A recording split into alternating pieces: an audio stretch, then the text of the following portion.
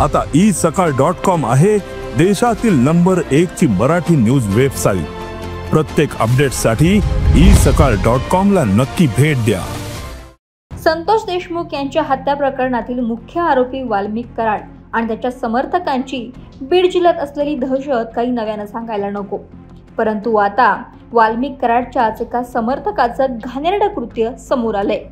गतिमंद मुलीचा गैरफायदा घेत त्यानं या आरोपीनं तिच्यावरती लैंगिक अत्याचार केलेत। बीडच्या केस पोलीस स्टेशनच्या हद्दीत एका गावातील मतिमंद मुलीवरती आरोपी नानासाहेब चौरे यानं बलात्कार केला। पीडिता गतिमंद असल्याचा फायदा घेत आरोपीनं तिच्यावरती अत्याचार केले।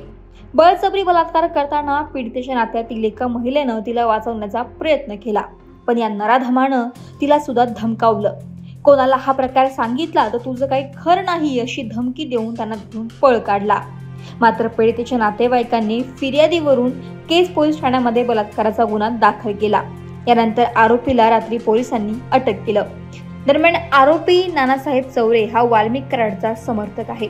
या आरोपीनं काही दिवसांपूर्वी वाल्मिक कराडला सोडवण्यात यावं म्हणून टाकीवरती चढून आंदोलन केलं होतं।